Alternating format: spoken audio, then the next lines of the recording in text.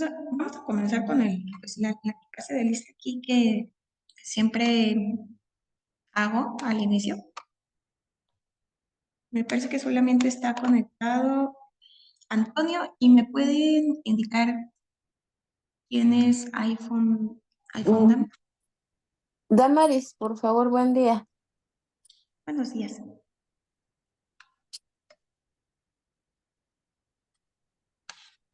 Mm, como que no escucha bien. ¿Quién es iPhone? Perdón. Damaris, buen Ah, día. muy bien, gracias, Damaris. Muy amable.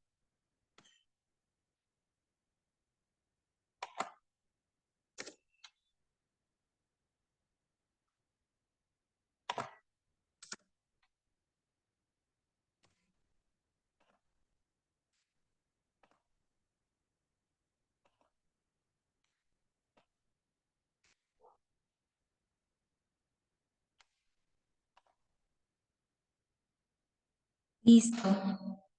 Bueno, ¿recuerdan en qué nos quedamos la clase pasada? A ver, a ver si es cierto que estaban muy atentos. ¿Alguien que recuerde?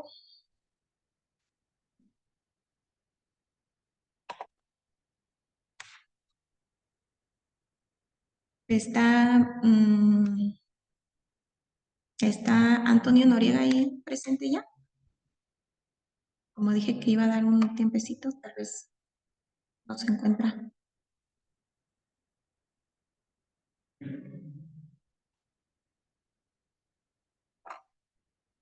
Me parece que no. A ver, Damaris, ¿puedes recordar un poquito en qué nos quedamos la vez pasada? Ok, vimos lo de las escuelas sociológicas. Este, el, Ujú. Sí, claro. Mira, ¿recuerdas que íbamos a ver a René Descartes, que era como que el último que nos faltaba, ¿no? Y que comenté que pues podían ustedes investigarlo por su cuenta y ya en esta sesión, pues lo comentábamos en conjunto. Entonces, sí investigaste un poquito sobre este René, que es el padre del racionalismo.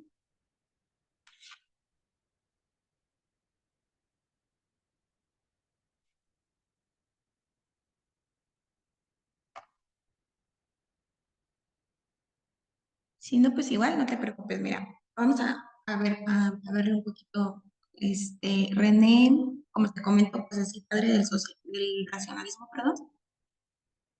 Él nace, pues, en 1596 y muere en 1650.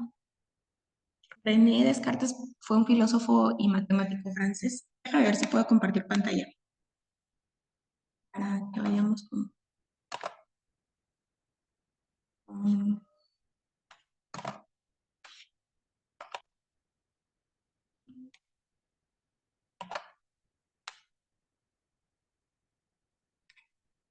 Listo, ¿me puedes indicar si se ve en la pantalla? sí, sí se ve. Gracias.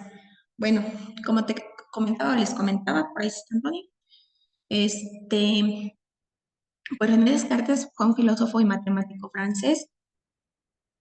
René Descartes hizo importantes contribuciones a la filosofía moderna y pues incluyendo la sociología jurídica. Los puntos claves de René Descartes son el racionalismo, el método cartesiano y pues la famosísima frase que yo creo que más de uno hemos utilizado en algún momento, que pienso, luego exista, ¿no? René Descartes adopta, es quien da vida a esta famosa frase. Entonces vamos a ver estos puntos clave. Racionalismo. Pues René fue un defensor del racionalismo. Él sostiene que la razón es la principal fuente de conocimiento.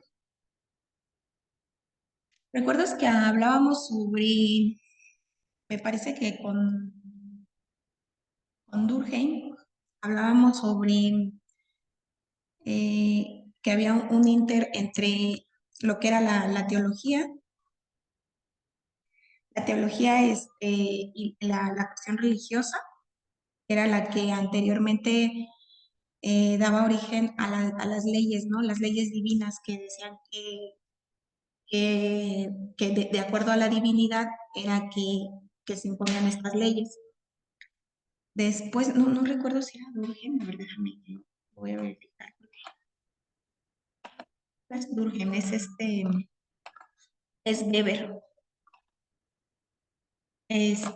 Perdón, rectifico, es Weber. Y cuando se da este punto del positivismo jurídico, pues Weber dice, no, a ver, todo tiene que ser con un método cuantitativo, con un método empírico, que se compruebe, estadístico, que se pueda probar. Entonces, René Descartes más bien está como entre esos dos, ¿no? Entre lo que es la divinidad, las leyes que se creaban en nombre de Dios, en nombre de la divinidad y la moral, pero pues como hoy en día sabemos, hay demasiadas religiones, cada una tiene como su moral como cambiante, ¿no? Varía. Entonces es un poco complicado como establecer o adoptar un sistema moral en general, ¿no? O sea, no se puede, sino más bien en los grupos sociales cada uno va a tener su sistema moral. Entonces, ahí es un tema pues de normas más bien como morales. Entonces, René Descartes está entre estas dos vertientes, ¿no? La que habla de la divinidad y la que habla del método empírico. Entonces él dice, no, a ver, nosotros tenemos que adoptar el racionalismo. René Descartes, por ejemplo, pues fue muy filosófico, fue muy, muy filosófico. Él, pues empezó con este tema de, yo voy a dudar de todo lo que me digan que es verdad, de todo lo que existe, de todo lo que veo, y lo único que sí es cierto es y que me consta y que yo sé que es real, es que yo soy un ser con raciocinio, perdón, y soy un ser pensante, y soy un ser que puedo analizar lo que sucede en la sociedad y lo que sucede a mi alrededor. Entonces, bajo esta lógica que él utilizaba, es que se convierte en el padre del racionalismo, ¿no? Y pues él adopta un método cartesiano para el estudio de la sociedad. Descartes desarrolló un método filosófico que consiste en dudar, lo que te comento, de todo lo que se puede dudar para llegar a la certeza, ¿no?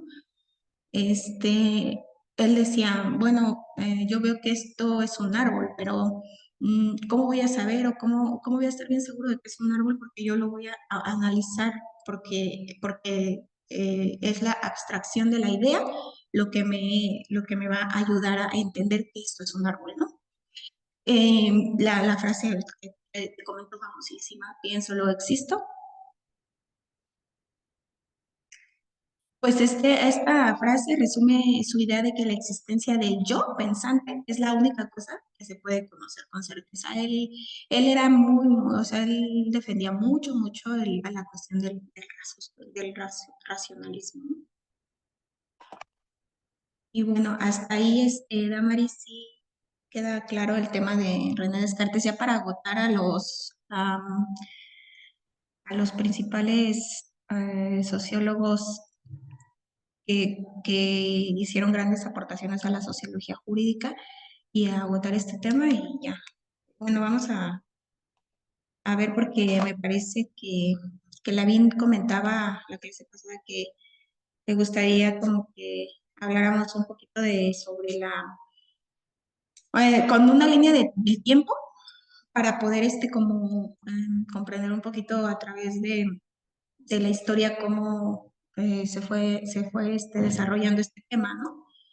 Y entonces aquí hablamos ya yo saqué de cuatro sociólogos. Mm, Marx, pues de 1818 a 1873. ¿Y me puedes ayudar, por favor, con la lectura de los aportes y el pensamiento de Marx? Ok. Aportes. Concepto de familia y concepto social. Concepto de lucha de clases. Teoría del conflicto. Pensamiento. El hombre es el resultado de la historia económica. El hombre es por sus relaciones sociales, es decir, por su contexto histórico-social. Muy bien. Aquí lo que más o menos comentábamos, ¿no? Este, Marx, y sin quitarle méritos a Engels, que fue también uno de, aparte de que era pues, como pues era su amigo, era también tiene libros aportaciones muy importantes.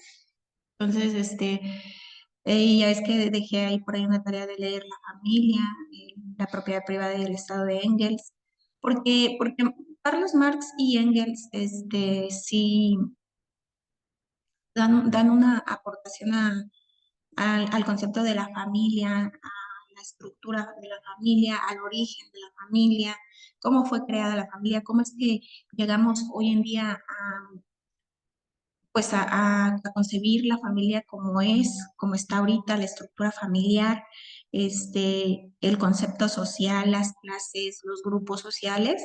Y pues ya hablamos la vez pasada de la teoría del conflicto, ¿no? Porque Marx pues, sí adopta a través de su investigación sociológica, adopta o es como el precursor de esta teoría en donde pues él menciona que siempre hay conflicto entre clases sociales, ¿no? Siempre hay una clase dominante y una clase que es la sometida. A través de la historia ya vimos las etapas de las 4 etapas que mencionábamos a través de la historia. Y pues en todas, Carlos Marx en su investigación llega a la conclusión de que siempre hay un conflicto de clases, ¿no? Una lucha social de clases. Y pues ese es el pensamiento. eh, él habla sobre el hombre que es el resultado de la historia económica. Él habla de que el sistema económico es la base fundamental de la sociedad, eh, que el hombre es por sus relaciones sociales. Marx amplía un poquito más la cuestión de que no nada más es un sistema jurídico, sino que tenemos otros sistemas que se interrelacionan, porque pues, como ya lo habíamos comentado, es un estructural funcionalista. Eh, y pues también habla sobre pues, este contexto de histórico-social del hombre, ¿no? Y de las relaciones que hay entre sí. Entonces, hasta ahí sí queda como claro el punto más importante o las aportaciones más importantes de Carlos Marx. Eh, Augusto Comte es de 1798 a 1857. Pues los aportes son curso de filosofía positiva.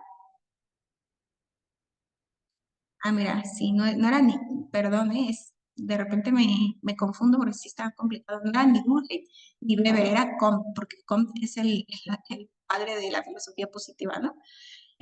Donde principal énfasis al estado, donde da, perdón, principal énfasis al estado positivo, estudia las leyes universales a través del método científico. El método que hablábamos sobre positivismo jurídico es un método cuantitativo y un método empírico comprobable. Él utiliza esta metodología de investigación que se, que se utiliza en las ciencias exactas para aplicarlas a las ciencias sociales. Hay mucha crítica porque realmente las ciencias sociales son eh, muy versátiles, los fenómenos sociales de repente son muy cambiantes y ahí es cuando él adopta esta metodología para eliminar la cuestión de la divinidad, ¿no? La cuestión de la moralidad y decir, no, las leyes tienen que crearse a través de un método científico y trae a nuestro sistema de leyes el método científico para que sean creadas, ¿no? Entonces ahí como la verdad fue un gran avance, fue una buena aportación para DECOM, la verdad, y yo creo que fue una evolución. Sin embargo, pues más adelante se hace la crítica porque no es suficiente, ¿no? Sus obras son Curso de Filosofía Positiva y El Discurso sobre el Espíritu Positivo. Emil Durkheim, 1858-1917, su pensamiento, la sociología era la ciencia de las instituciones y su meta era descubrir hechos sociales estructurales. Era un estructuralista también, Durkheim. Sus obras, La división del trabajo social en 1893, Reglas del método sociológico 1896 y El suicidio de 1897. Max Weber, Pensamiento, Estudio de las causas y efectos de la acción social, desde la comprensión e interpretación de la misma, sus obras La ética protestante y el espíritu del capitalismo, de 1905, y Economía y sociedad, de 1964. Weber, más bien él sí adopta una metodología un poquito más cualitativa en la cuestión de la acción social, habla un poquito más del tema subjetivo. Sus aportaciones también hablan sobre que al momento de que un sociólogo investigador de los fenómenos sociales y la sociedad y su estructura, al momento de hacer este estudio siempre va a haber una cuestión subjetiva del mismo, o sea, siempre en cada investigación un sujeto, un individuo que es parte de una sociedad y que vive dentro de y tiene ya un sistema establecido, un sistema con todas sus partes. Entonces, siempre va a haber una ideología que predomine de acuerdo a este sistema que tiene, ¿no? Sus creencias, a sus costumbres, a sus leyes, a sus orígenes. Entonces, Weber más bien dice que el individuo puede hacer cambios muy importantes en la sociedad, porque primero tiene que tomar conciencia de la sociedad y el análisis de la misma y después saber o sea, hacer un análisis sobre si esta sociedad es realmente justa y, y que el individuo puede hacer grandes cambios, ¿no? No se basa tanto en que el Estado, la estructura del Estado sea la que determine, ¿no? Dice, eso es parte del estudio, pero un individuo puede hacer grandes cambios. Es como más o menos el pensamiento. ¿Se queda claro, Damaris? Sí, ¿Alguna aportación que quieras hacer? no, sí, quedó claro. Bueno, Muy bien. Bueno, vamos a ver un poquito más sobre Descartes, la aportación a la sociología jurídica. Eh, Hay conceptos importantes que Descartes adopta, como es el individualismo.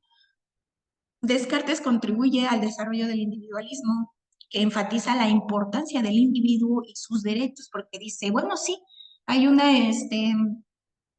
hay un sistema, hay un sistema político que impone las leyes, pero no va a haber, vamos a voltear a ver al individuo y sus derechos, ¿no?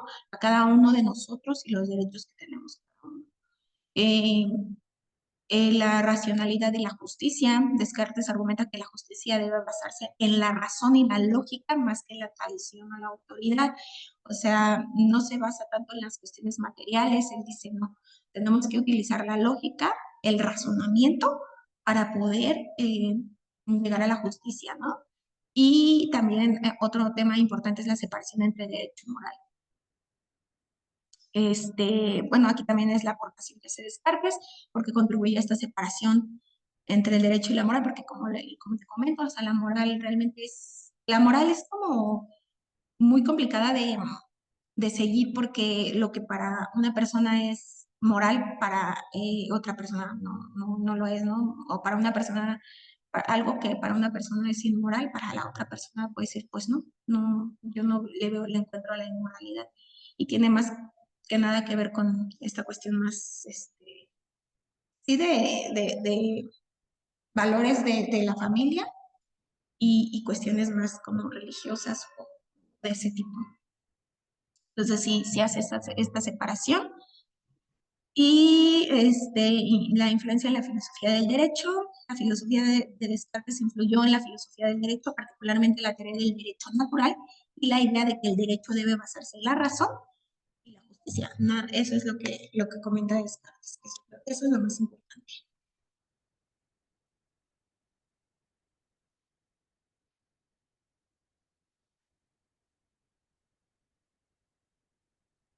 Hasta ahí vamos a cerrar el tema de...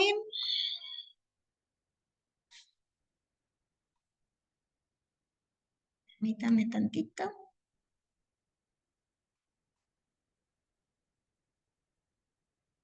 ¿Sigue viendo que compartí pantalla o ya desapareció?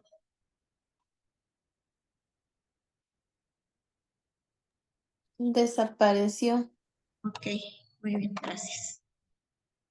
Ay, hasta ahí vamos a concluir el tema fundadores de la sociología y vamos a pasar con un tema importante que ya es el estudio de la sociedad humana como tal, ya teniendo este preámbulo, esta cuestión de ver los principales sociólogos, las principales escuelas, su metodología, sus pensamientos, sus conceptos, ya podemos pasar al estudio ya de la sociedad humana como tal, tomando en consideración pues lo que ya se ha visto anteriormente para poder ir haciendo un análisis un poquito más individual en ciertos conceptos como son la sociedad y la población, los grupos, cultura, las formas de la estructura social, cómo se relacionan, eh, la sociedad, la cultura, civilización, ciencias jurídicas.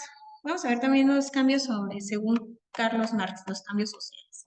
Globalización y procesos sociales, los sociales y sus factores, sociedad y población, como ya les había comentado, los grupos sociales y tipos de relaciones entre estos grupos sociales, la estructura y organización social y el orden social y las normas jurídicas. Entonces, ya basándonos en estos autores, ya vamos a ir analizando este tema. La idea era que en esta clase se hiciera un como tipo de examen, pero como nos atrasamos, bueno, no nos hemos atrasado porque la vez pasada se repuso, hubo reposición de clase, pero les comento que para la próxima clase vamos a tener examen para que hagan la lectura lean su libro que es el que les recomiende porque pues el examen va a tratar de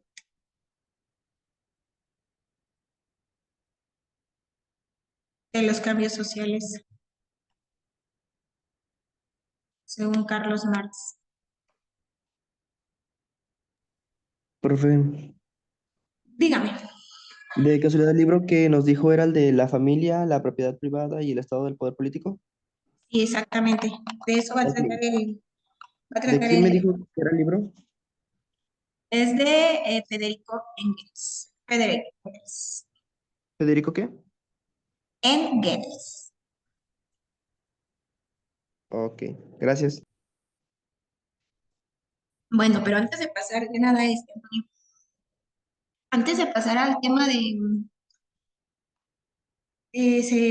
viene, sí quedó claro la cuestión que hemos estado viendo en estas clases. María Fernanda, ya te conectaste, ¿verdad? Sí, mismo, buen día. Te voy a quitar tu falta porque te he puesto. ¿Quién Gracias. más está conectado? Nadie más, ¿verdad? No, no ha llegado nadie más. Muy bien. Bueno, por ahí también pues dejé una tarea, ¿verdad? Antes de empezar con el nuevo tema, vamos a ver conceptos que a mí la verdad me gustan mucho porque los he estado estudiando, he estado analizando y pues creo que son muy, muy enriquecedores. A ver, María Fernanda, ¿podrías comentar? Tú me mandaste tu tarea. Um, Se trabó ¿me lo podría repetir, por favor? ¿Perdón? Se me trabó su audio, ¿me podría repetir, por favor? Claro. Sí, que si nos puedes comentar un poquito sobre tu investigación que hiciste, sobre la tarea que dejé. Ah, claro, ya se lo comparto. Sí, por aquí la tengo, me la compartiste por WhatsApp, por aquí la tengo. Ah, bueno, lo primero que puse en mi documento fue pues como la síntesis de los fundadores de las escuelas sociológicas, y en el cual nada más puse como puntos importantes de ellos. Por ejemplo, de Auguste Comte, solo puse que era el padre del positivismo y que pues él había estudiado la sociedad de una manera científica y que introdujo que las sociedades se dividen en un orden natural, lo cual se divide bueno, él dividió la sociología en dos ramas, que es la estática, perdón, y estudia la estructura social, y la dialéctica, la dinámica, perdón, que estudia el cambio social. De ahí puse que Emil Durkheim, pues fue el fundador del funcionalismo y que buscaba explicar cómo es que las sociedades mantienen su estabilidad y cómo éstas cohesionan, ¿no? Y asimismo que aportó la definición de hechos sociales como fenómenos externos que influyen en el comportamiento del individuo y de la sociedad. De ahí Karl Marx como fundador del materialismo histórico, que nos aporta la teoría del conflicto y nos explica sobre la lucha de clases sociales y el impacto que el sistema, bueno, que el capitalismo tiene en las relaciones sociales, ¿no? Y, ajá, de ahí Max Weber, que fue el fundador de la escuela interpretativa o comprensiva, y nos introdujo el concepto de acción social, subrayando que bueno, subrayando cómo es que los individuos le dan el significado a sus acciones. Y por último, Herbert Spencer, Herbert Spencer, en el cual pues nos apoya con la teoría del evolucionismo, rescatando lo que es la teoría de Charles Darwin sobre la teoría de la evolución o el darwinismo social. Y de ahí la, la tabla de diferencias del liberalismo político y económico. Bueno, en lo político le puse que era del siglo XIX, en el cual era un estado burgués que se asentaba, o sea, el político se asentaba en lo económico, ¿no? Después que la libertad individual y la propiedad eran elementos centrales de este tipo de liberalismo, que es el político, que se oponía totalmente al absolutismo y al conservadurismo, es decir, te daban la libertad de, de voto, que no querían que el gobierno se centrara solamente, que fuera centralizado, que fuera pues absoluto, ¿no? En una persona, y que constituye la corriente, y y se fundamenta en el Estado. Y de ahí tenemos el liberalismo económico, que significaba las libertades ciudadanas e individuales, tenía la existencia de una constitución inviolable, que, que ahí no estaba la intervención del Estado en cuestiones sociales y financieras, y que sostenía que el libre mercado se regulaba, se regulaba a sí mismo, dando oportunidades a otros con la oferta y la demanda. Y por último, tengo las definiciones que nos dejó, que eran de la propiedad privada, que lo definí como bienes de cualquier tipo, vivienda, capitales, vehículos, objetos, que pueden ser poseídos, comprados, vendidos, arrendados o dejados como herencia por personas naturales y jurídicas distintas del Estado, es decir, por elementos del sector privado de la sociedad. De ahí tengo medios de producción, que son los recursos económicos que posibilitan la ejecución de poder elaborar el trabajo. Esto puede ser mediante transporte, en las instalaciones en las que pues se llevan a cabo las acciones para poder llevar a cabo la producción, las herramientas, el capital, dinero, etc, etc. De ahí el proletario, que pues es la persona que no posee los medios de producción o capital, vende su fuerza de trabajo a cambio de un salario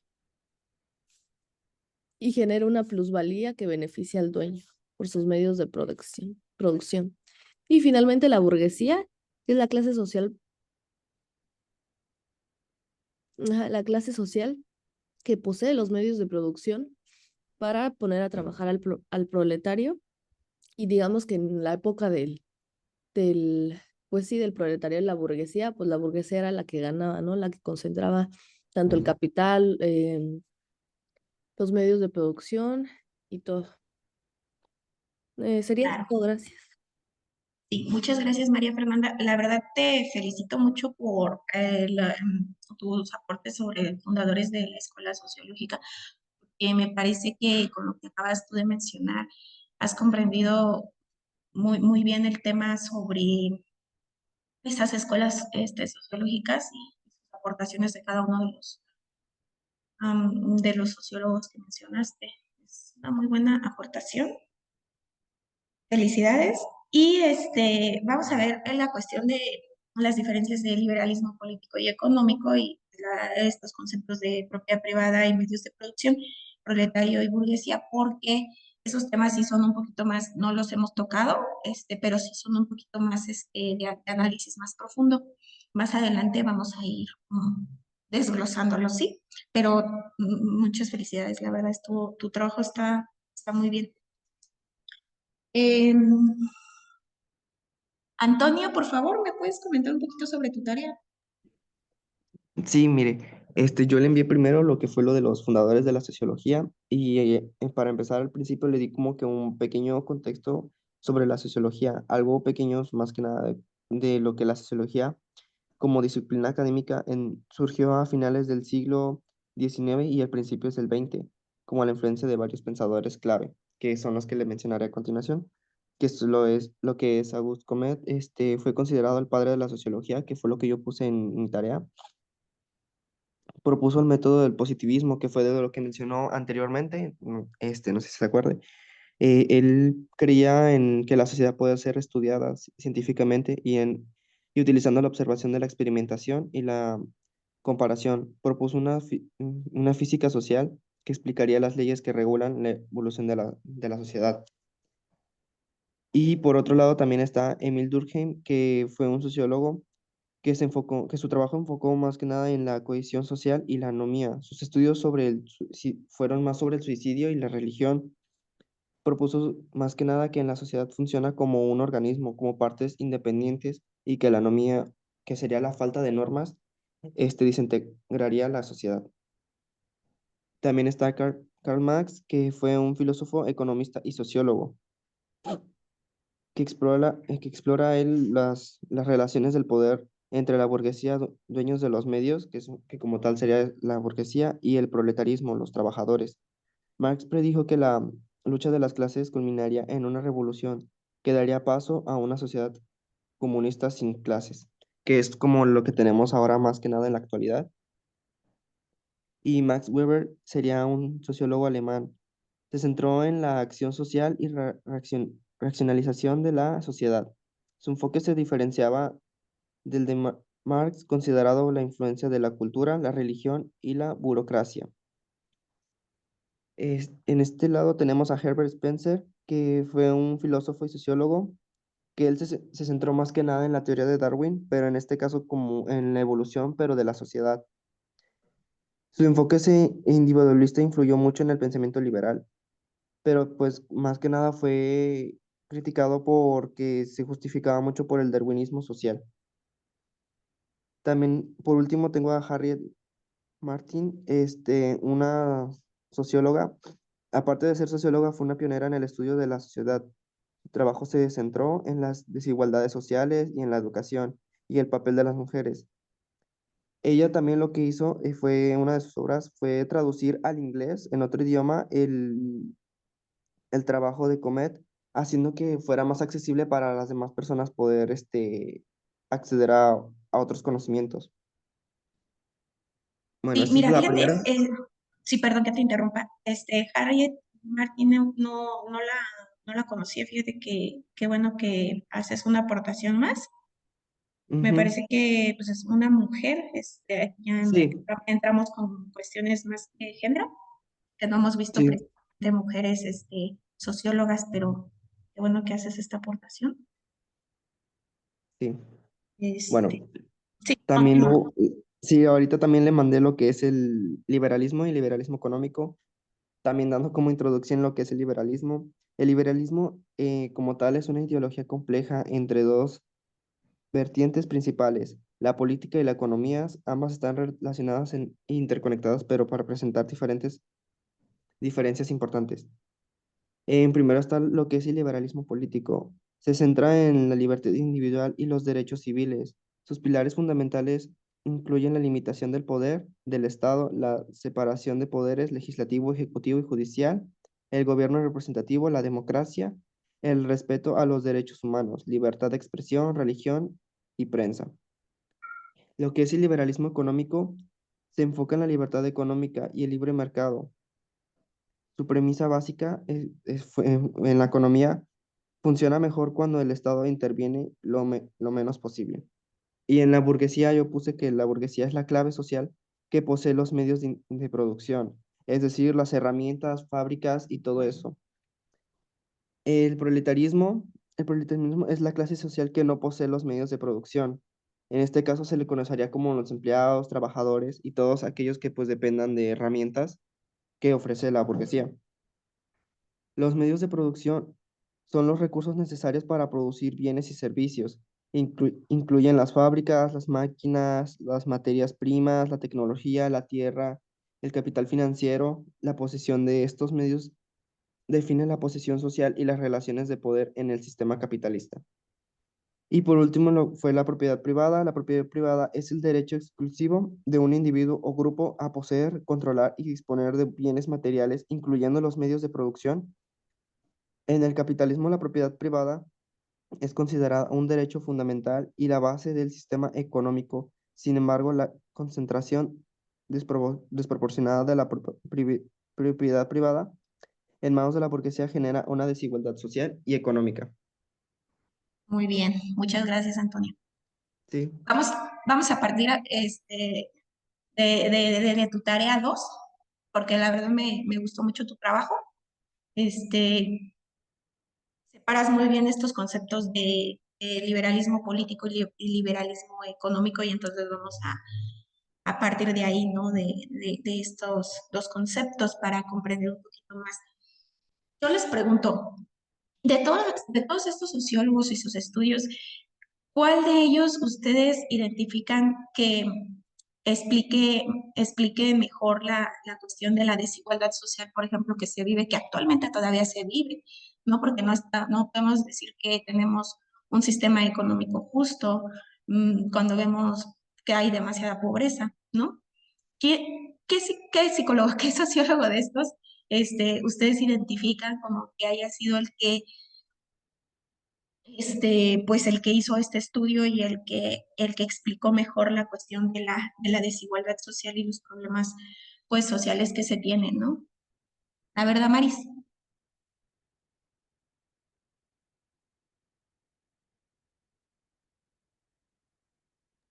Podría ser Karl Marx, Y ya, claro, bueno,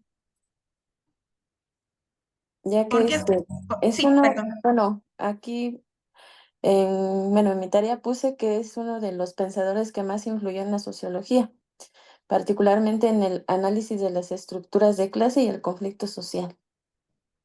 Claro. Y todavía está como vigente, ¿no? O sea, la cuestión Sí. de Carlos Marx y de su estudio, como que yo le doy como, los otros también hicieron muy buenas aportaciones, ¿sí? Todos yo creo que han tenido grandes aportaciones, por ejemplo, pues cuando Comte pues hizo esta separación de introducir el método científico a los estudios de la sociedad, pues oye, o sea, fue wow, o sea, fue un gran avance. Pero en el momento de que ninguno de los otros sociólogos se preocupó por este tema, ¿no? De la desigualdad y qué genera la desigualdad. Entonces, ahí es cuando entramos al tema del liberalismo político y económico. Damaris, me parece que no me hiciste llegar tu tarea. Si gustas, en el grupo te mando mensajito, ahí mándame mensajito por el, ya estoy agregada al grupo de WhatsApp que tienen ustedes. Y si gustas para que me lo hagas llegar, porque pues la verdad no tenía considerado que habías elaborado la tarea, porfis, ¿no? Y bueno, hablando de este tema, ¿no? De liberalismo político y liberalismo económico, porque son dos conceptos que se interrelacionan, como bien lo dijo María Fernanda en su tarea, pero que sí tenemos que separar y tener bien definido cada uno de los dos conceptos y cómo hacen esta relación, cómo se relacionan entre sí, ¿no? En esta estructura que tenemos como sociedad. Entonces, pues Antonio nos comenta aquí en su tarea. El liberalismo es una ideología compleja con dos vertientes, lo que acabo de comentar, ¿no? Principal es la política y la económica. En su momento, la clase anterior, yo comenté que Carlos Marx hablaba de estas etapas sociales por las que hemos estado atravesando y que actualmente todavía nos encontramos en un sistema capitalista. Esa es la forma de producir que tenemos actualmente, ¿no? Y pues él hablaba de este tema que también se ha escuchado muy sonado sobre que sus aportaciones eran que el sujeto revolucionario, que iba a nacer con conciencia de clase, aquel sujeto que iba a derribar a la burguesía, como se ha visto que a través de la historia llega otro sujeto, hace una revolución y hace cambios importantes, ¿no? Entonces, para él iba a llegar este sujeto revolucionario a derrumbar el sistema económico capitalista, a derrumbar la burguesía, su propiedad privada, y su forma de control político, ¿no? Porque al final del día, como basándonos en lo que decía Marx, él dice, el sistema económico es la base y como en el sistema económico la burguesía tiene los medios de producción como privados, o sea, no son colectivos, no están sociabilizados estos medios de producción, perdón, ¿no? Están como secuestrados, están privados, están manejados por unos cuantos. Ahora, este, María Fernanda hablaba en su tarea sobre los medios de producción. Quiero hacer énfasis en que cuando hablamos de medios de producción, no hablamos de que Damaris tiene una casa, tiene un carro y que en el socialismo Damaris va a tener que socializar ese carro, esa casa. Hay bienes personales y medios de producción. Entonces sí tenemos que tener bien clara esta separación, porque como les comentaba la vez pasada, no hemos llegado a un socialismo, que es la propuesta de Carlos Marx, llegar a un socialismo. No hemos llegado como tal a este sistema político y económico, pero en caso de llegar a un socialismo como tal, se ha intentado, no se ha logrado. No quiere decir porque lo he visto, ¿no? Tal vez ustedes también tengan conocimiento de que por ejemplo, igual en redes sociales o así, memes, ¿no? Por decir así algo burdo, que dicen, es que yo tengo 30 vacas y las voy a tener que repartir, ¿no? Por ejemplo, ¿no? No se trata de eso, o sea, hay bienes personales, hay bienes patrimoniales y esos son de cada quien. Aquí el tema, o lo que propone el socialismo, es de los medios de producción, de las fábricas, de lo que nos crea los bienes y servicios, de lo que crea la riqueza, lo que crea la plusvalía. Eso el socialismo propone que se colectivice, no que se privatice. Según Carlos Marx, esta era la forma correcta para terminar con la desigualdad social. ¿Queda claro ese punto sobre estos conceptos? Maestra, ¿podría repetir esa parte, por favor? Sí, ¿desde dónde? ¿Qué era lo que Karl Marx? Él Este, propone, él después de un sistema económico, capitalista, dice, en sus estudios, en sus aportaciones, dice, va a llegar un sujeto revolucionario, porque siempre llega alguien, un grupo, un sujeto, o sea, habla de un sujeto, no un individuo, sino como un fenómeno social, como un grupo de personas, ¿no? Que con conciencia de clase, ya sabiendo que su clase social es proletaria, y también hablamos de esta separación, que sinceramente les voy a ser bien honesta, no es una aportación de Carlos Marx, es una interpretación mía sobre la cuestión de los proletarios precarizados y los proletarios calificados, ¿no? Porque los calificados podríamos decir que tenemos un poquito más de oportunidades, un poquito más este, de formas de salir adelante, ¿no? Pero pues está el precarizado, que tiene mucho que ver con esta desigualdad social que hay, económica que hay, falta de oportunidades, y yo sí soy fiel creyente de que esto es muy importante. O sea, yo no soy creyente de que tú todo lo que te propongas lo puedes lograr, no, porque hay una estructura social que domina, te aplasta, y que muchas veces pues no vas a poder salir. O sea, cuántas personas, no se trata de echarle ganas, ¿no? Se trata de que tengamos materialmente hablando, aquí en el mundo, en lo material, en lo real, las oportunidades que todos tenemos que tener, ¿no? Entonces Marx hablaba de este socialismo. Entonces decía, va a llegar el sujeto revolucionario y va a derrumbar a la burguesía, va a cambiar el sistema económico de producción capitalista y vamos a llegar a un socialismo. ¿Y qué propone el socialismo? El socialismo propone que el Estado sea el que, el que maneje estos medios de producción y no la propiedad privada de la burguesía. Entonces, por ahí, por ejemplo, si hablamos de ideologías políticas, también hablamos hay personas que son anarquistas, ¿no? Que dicen, los anarquistas están en contra del Estado, es decir, no, aquí no debe de haber leyes que me impongan, aquí la libertad política y la libertad, y todo lo que tú quieras, ¿no? Ellos mencionan este punto. Pero realmente, ¿qué dice Marx y sus seguidores? Los que lo han estudiado, los que lo han interpretado, los que han tratado de aplicar su teoría. Ellos dicen más bien, no, a ver, tenemos un sistema político, vamos a utilizarlo con conciencia de clase, los menos desafortunados, o más bien los más desafortunados de la sociedad, los que somos los oprimidos, el proletario, ya sabiendo esto, teniendo esta conciencia, hay que tomar el Estado como ente, el Estado como estructura, a nuestro favor, ¿no? Y tratar de pegarle, utilizando el Estado, tratar de pegarle a la cuestión de la propiedad privada de los medios de producción. Entonces, esa es como la aportación que tienen ellos, de decir, mediante el Estado podemos manejar los medios un poquito más justos, y los tenemos que colectivizar para terminar con esta desigualdad.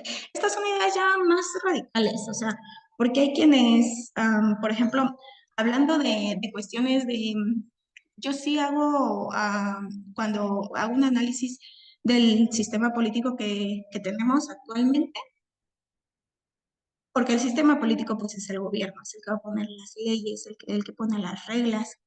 Entonces, sí vemos ahí como que hay un parteaguas entre Enrique Peña Nieto, no, el gobierno de Enrique Peña Nieto, y su liberalismo económico, su neoliberalismo, su concepto de globalización, sus políticas de globalización, eh, a lo que se analiza cuando entra Andrés Manuel López Obrador, porque Andrés Manuel López Obrador es un político nacionalista, es un centro izquierdista. Entonces, pues ahí, por ejemplo, él no le pegaba al sistema económico como tal, sino que lo mantenía, pero trataba de buscar una forma de atacar la desigualdad social pues mediante programas sociales, que para muchos es muy criticable porque comentan como de que mis impuestos y que son utilizados para las becas, para programas sociales, y o sea, hay una crítica ahí muy grande. Sin embargo, pues, o sea, Andrés Manuel pues intenta rescatar un poquito la cuestión de la economía y la desigualdad, y ahí vimos, por ejemplo, aumento de salario mínimo, vimos ahí decisiones que para muchos pueden ser como demasiado fuertes o radicales. Para mí realmente utilizando este tipo de análisis de acuerdo a estas escuelas, de acuerdo a lo que decía Marx, para mí no es tan radical. O sea,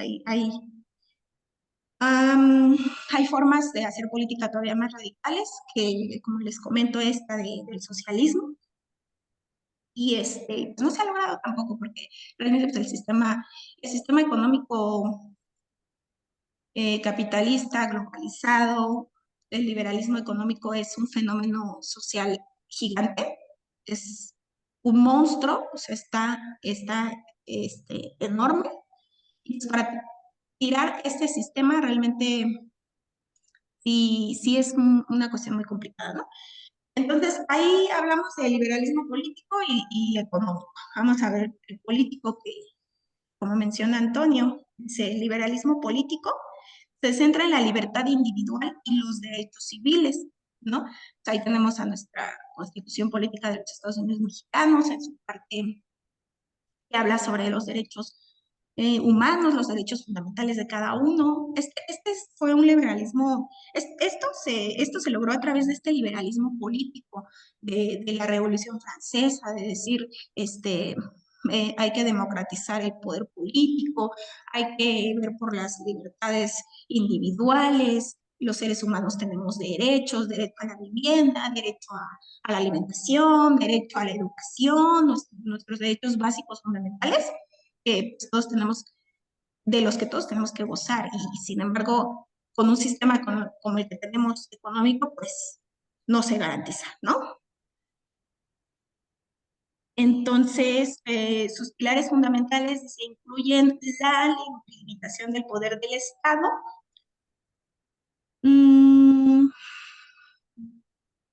Es que ahí, por ejemplo, el Estado como tal es una herramienta que puede ser utilizada a favor de quién, a favor de qué intereses. Entonces, siempre que ustedes analicen las acciones que llevan a cabo nuestros gobernantes, piensen en este punto, a favor de quién están gobernando, a favor de las minorías, a favor de la clase trabajadora privilegiada, a favor de las empresas, de los dueños de las empresas, a favor de empresas extranjeras, las transnacionales, a favor de quién se está legislando, ¿no? Entonces, ahí ese tema es muy importante porque el Estado es esto, es una herramienta que va a ser utilizada a favor de quién. Hay que puntualizarlo. La separación de poderes, bueno, sí, el liberalismo político determinó esta separación de poderes, que conocemos actualmente, que es el legislativo, ejecutivo y judicial. El gobierno representativo, que es la democracia, también pues con estas ideas del liberalismo político llega la democracia, en donde pues hay que votar, hay que elegir a nuestros representantes y que nos van a gobernar, tanto en los tres poderes. El respeto a los derechos humanos, la libertad de expresión, religión, prensa, etcétera.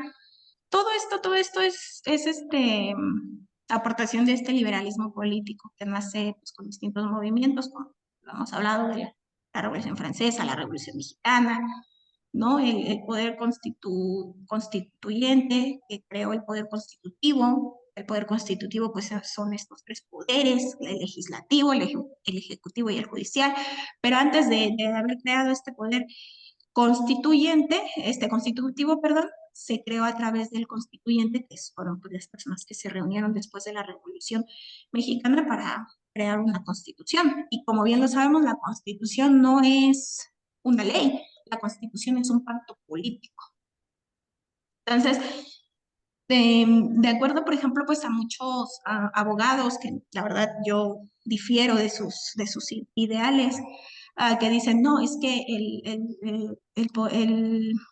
la constitución no se puede modificar. Y la verdad es que la constitución política de los Estados Unidos mexicanos ha sido modificada un sinfín de veces y ha sido modificada precisamente para intereses diversos. O sea, por ejemplo, cuando se implementaron las reformas de Enrique Peña Nieto, pues hablamos de reformas neoliberales. O sea, hablamos de que de repente se venden los recursos nacionales a empresas extranjeras y ahí vemos la cuestión de la corrupción porque pues ese dinero no llega a manos de los mexicanos, sino más bien a luego los gobernantes que pues no, la verdad no tienen ética, ¿verdad? Y realmente si nos damos cuenta o lo analizamos, pues mm, México pues tiene grandes recursos y que han sido pues explotados, pero por el extranjero, no por nosotros, ¿no?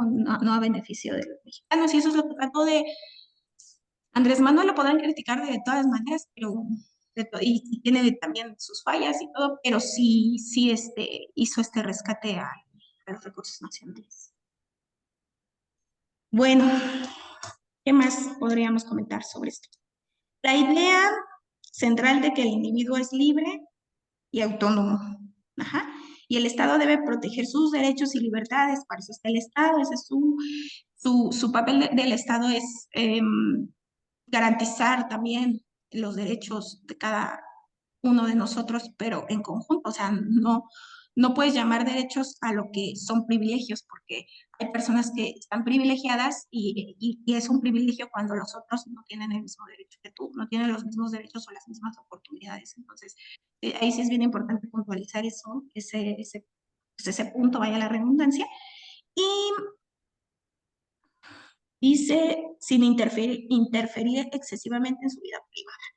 Históricamente, el liberalismo político ha luchado contra el absolutismo monárquico y las estructuras de poder autoritarias. ¿Sí? Esa es la idea del liberalismo político, precisamente.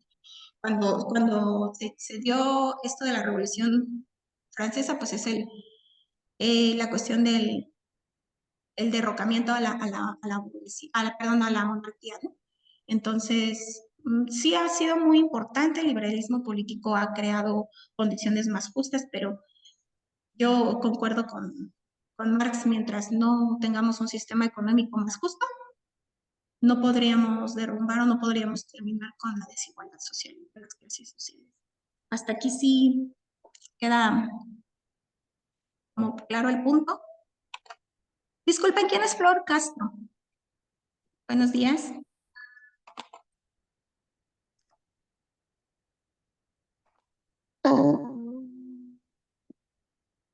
Buenos días, ¿me escucho? Hola, sí, buenos días. Hola, ¿qué tal? Acabo de entrar a la carrera. Ah, perfecto. Flor, ¿te quieres presentar? No tengo el gusto de conocerte, para que sepamos quién eres, de dónde eres, Soy de Hermosillo, Sonora. de De hecho, Sonora. sí, sí, de hecho ya había hablado con Lucy, con el doctor. Lo que pasa es que los sábados no voy a poder entrar, pero ya me dijeron que están grabadas porque se me empalma con otra clase. Claro. Y el domingo sí voy a poder entrar, ¿no? Pero el sábado pues ya la tendría que ver así como que grabada. Ah, ok. Me parece que, bueno, yo solo doy clases los domingos.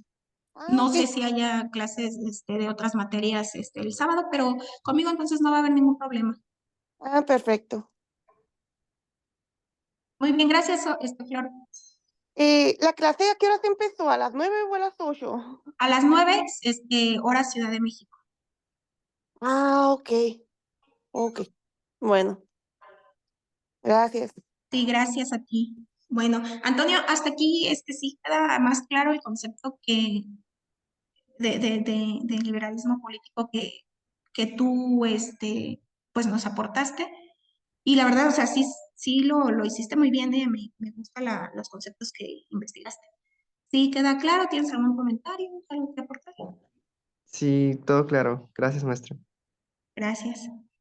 Bueno, y ya de ahí pasamos al liberalismo económico, porque da la casualidad que se interrelacionan, pero también se contraponen. ¿Por qué? Porque la burguesía defiende el liberalismo económico, porque dicen ellos que la libertad económica es la base de la sociedad, es lo más importante de la sociedad, ¿no? Dice, se enfoca en la libertad económica y el libre mercado. O sea, por ejemplo, se me viene a la mente eh, Adam Smith, ¿no? Que son él y otros son los defensores de este liberalismo económico, porque hablamos, por ejemplo, de que él en sus obras habla de la mano invisible, que es la que iba a regular el mercado, y que se supone que ellos dicen que por ejemplo, una representación de una pirámide, que lo que está hasta arriba va a llegar hasta abajo. O sea, pensemos que en una representación que hacemos sobre unas copas de vino y las ponemos en forma de pirámide y llenamos la primera copa de vino y esa tiene que ir llenando todo hasta abajo, hasta llegar hasta abajo, ¿no? Esta representación es la que hacen ellos hablando metafóricamente, con un ejemplo metafórico, lo cual pues vemos que, bueno, yo me doy cuenta que no es real, porque nunca llega la riqueza generada arriba, pues nunca llega abajo, ¿no? Entonces, ellos son los que defienden este liberalismo económico, que yo creo que más bien es el causante de esta desigualdad social, ¿no? Yo me podría considerar con un pensamiento em, de, de defender libertades políticas, pero no, perdón, no defiendo el liberalismo económico porque no es funcional para la sociedad. Su premisa básica es que la economía funciona mejor cuando el Estado interviene lo menos posible, es lo que les comento. Pues para ellos no es bueno que el Estado esté manejando, y menos si es un Estado que vea por la cuestión del proletariado, de las clases bajas, de la clase social dominada. No, para ellos es como, a ver, no, como el Estado, su función precisamente es garantizar estos derechos humanos, como les comentaba, garantizar vivienda, garantizar educación y todo esto. Y a ellos no les conviene que el Estado esté manejando am, las cuestiones económicas, ¿no? Como que ese control lo quieren tener ellos. ¿Por qué? Dice, esto implica la defensa de la propiedad privada, como les comentaba, la propiedad privada de sus medios de producción, porque la propiedad privada es una herramienta muy útil para ellos, porque dicen, mediante propiedad privada, yo puedo garantizar que mis generaciones van a seguir teniendo el mismo posicionamiento económico. Por ejemplo, pues vemos que las empresas y los medios de producción son heredados, ¿no? De generación en generación. Entonces, la propiedad privada es una herramienta para ellos que es muy funcional porque dicen, yo los tengo. Yo tengo estos medios de producción, yo tengo las empresas, yo soy Carlos Slim, yo tengo mi descendencia y mi descendencia está asegurada para toda su vida y ya tiene la vida resuelta, ¿no? Esto habla la propiedad privada. La libre competencia, la libre circulación de mercancías, libre comercio y la mínima regulación gubernamental. Es lo que les comento, o sea, a ellos no les conviene que haya esta regulación, que el Estado esté interviniendo demasiado en la economía de un país. No quieren que el Estado utilice sus herramientas para poder manejar la cuestión económica y hacer una mejor repartición. Miren aquí más adelante, Adam Smith con su concepto de mano invisible, lo que les comentaba, es considerado uno de los padres del liberalismo económico, argumentando que la búsqueda del interés individual lleva de forma inesperada al bienestar general, lo cual pues no se ha visto en este tiempo de capitalismo.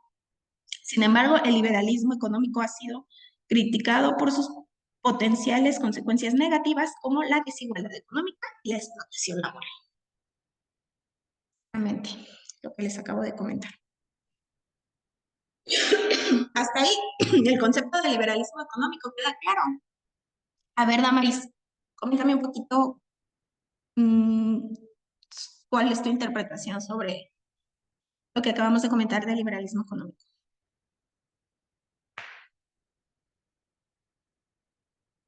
Bueno, lo que yo entendí es que el liberalismo económico se refiere o defiende lo que es el, el mercado libre, ¿sí? Donde en esta no la pueden regular tanto no hay tanta intervención del Estado, ¿no?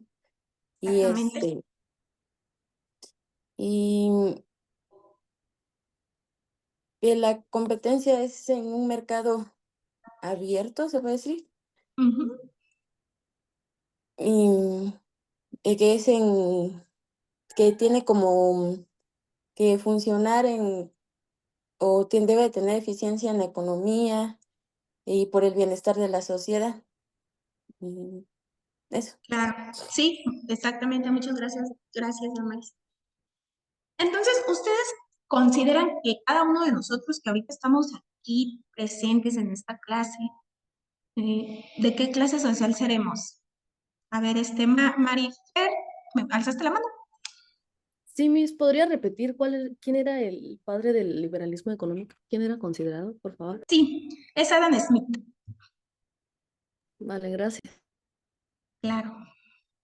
A ver, Antonio, mm, respecto a, perdón, ¿de qué clase social seremos nosotros?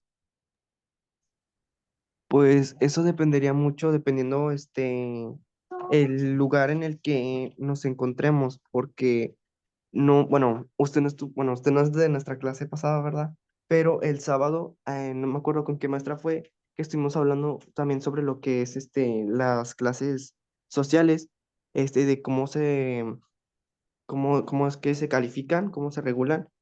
No me acuerdo si fue con la maestra Maciel, creo, digo, con la maestra, digo, con usted, digo, no, con usted no, fue con la maestra, creo que fue con la maestra, Giovanna, la que estuvimos hablando de las clases sociales, en la de que allá en diferentes lugares, como por ejemplo sería Colombia, allá se le conocen como estratos, y Ujú. aquí tenemos un lugar, bueno, más que nada no me acuerdo, también lo dijo un compañero que también igual lo regulamos dependiendo de las propiedades, dependiendo de la cantidad de material en la que nosotros tenemos. Eso, por eso digo que dependería bastante de lo que uno tenga o posea.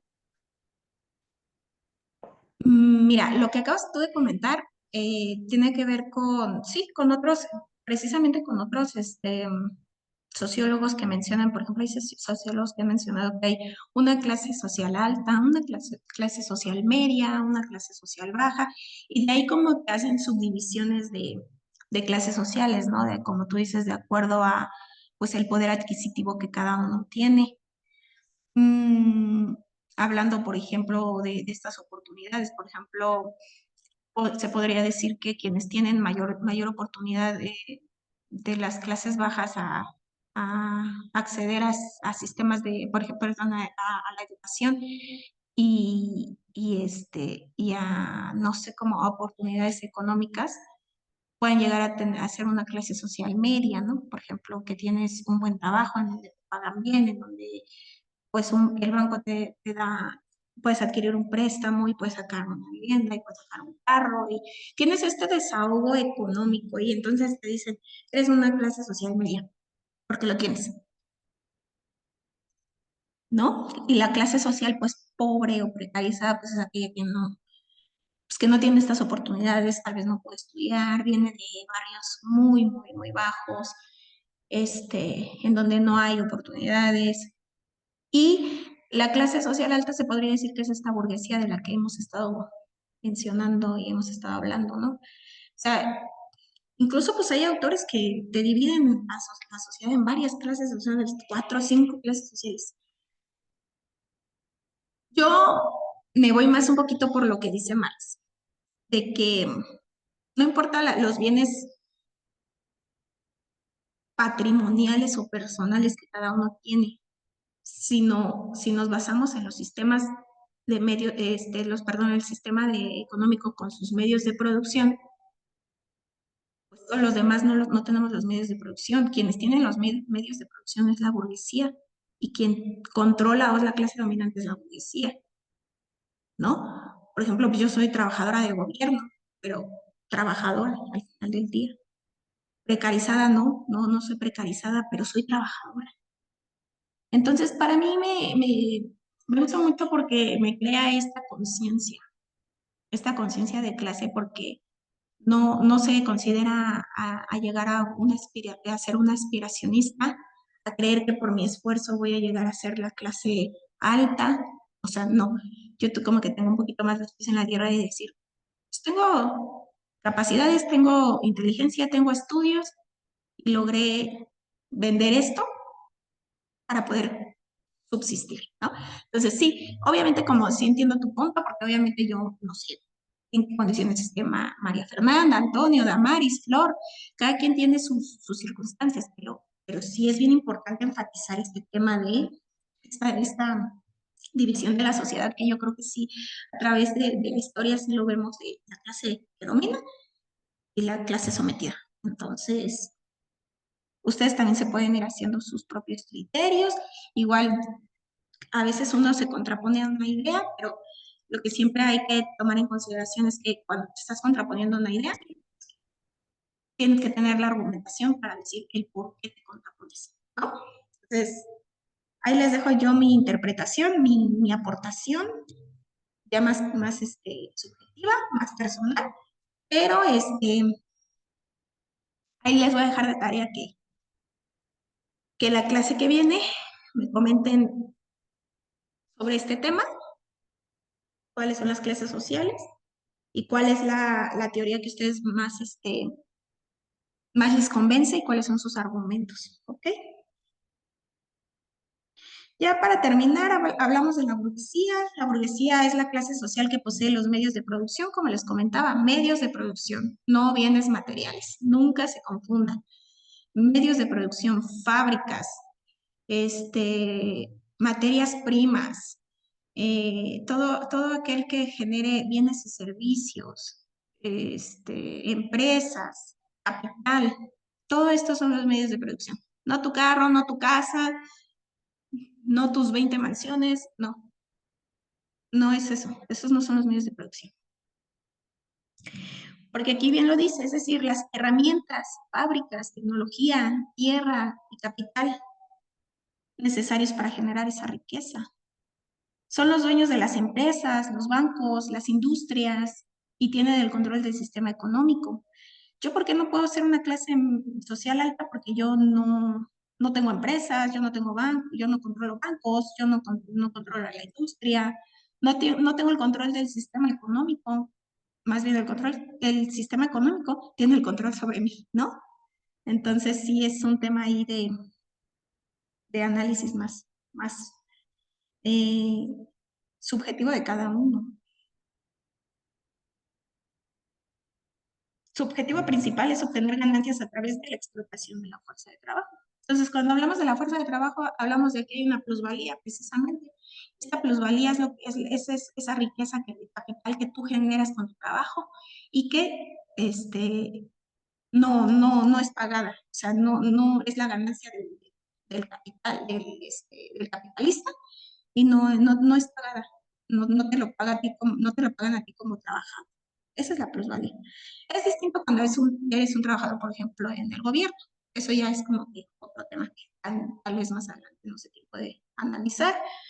Pues el proletariado es la clase social que no posee los medios de producción y debe vender su fuerza de trabajo para sobrevivir, ¿no?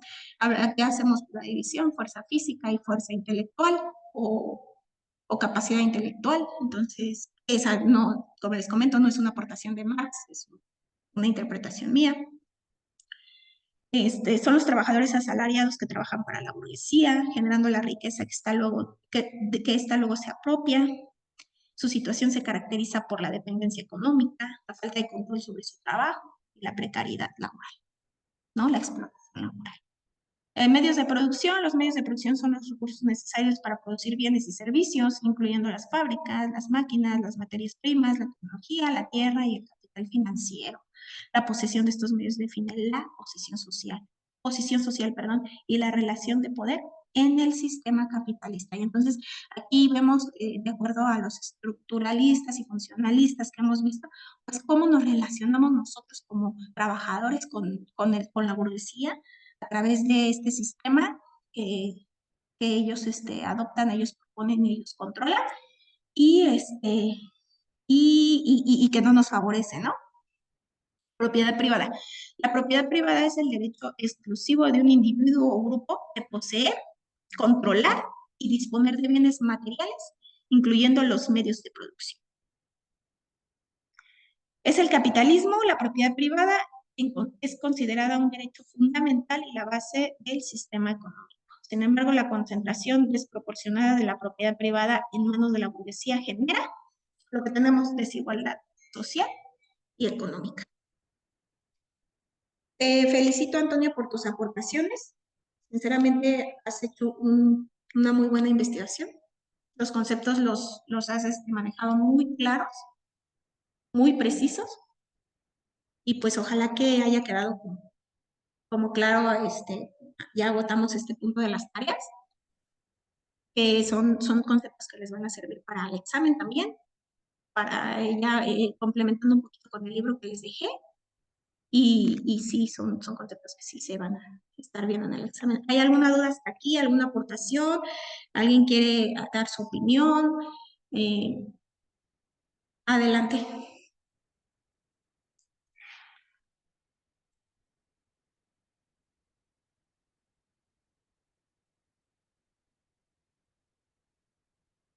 A ver, Damaris.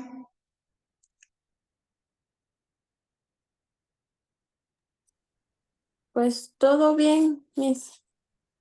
¿Sí? ¿Alguna opinión que tengas? ¿Alguna aportación? ¿Alguna duda? No, todo bien. Muy bien. La clase termina a 10:30, ¿verdad?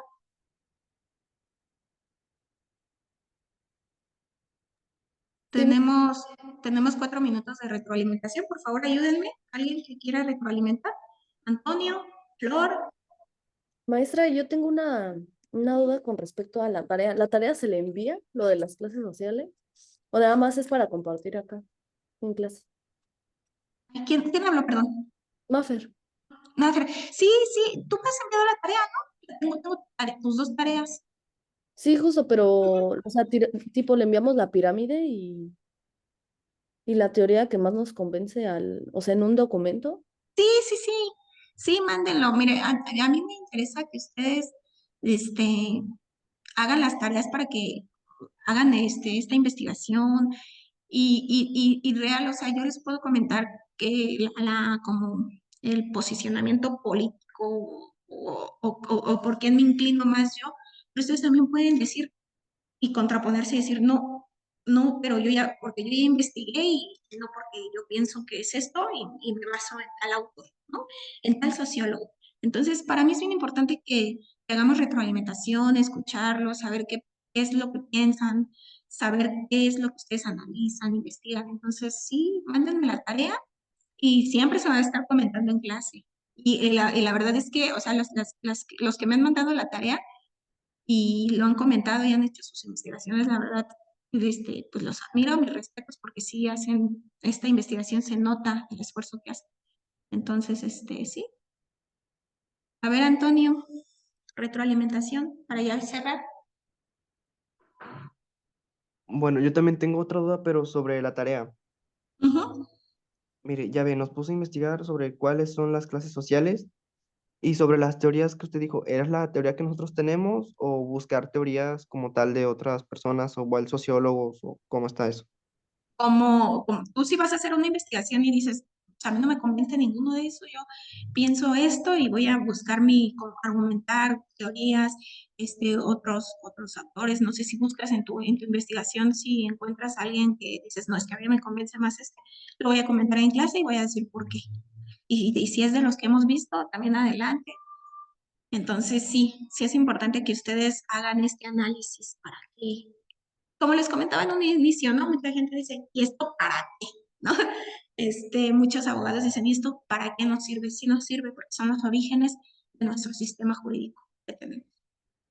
Entonces, sí es muy importante que ustedes, para mí es lo más fundamental, que ustedes comprendan lo más que se pueda. Yo lo que trato es transmitirles el conocimiento que yo tengo, lo que yo investigo, porque yo también me pongo a investigar, yo también me pongo a estudiar, y lo que yo ya tengo de conocimiento anterior.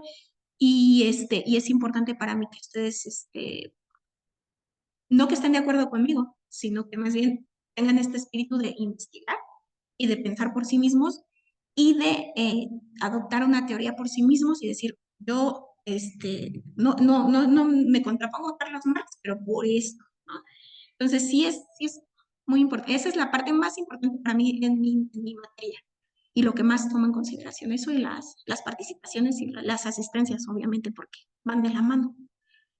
Entonces, pues casi no hay ninguna duda.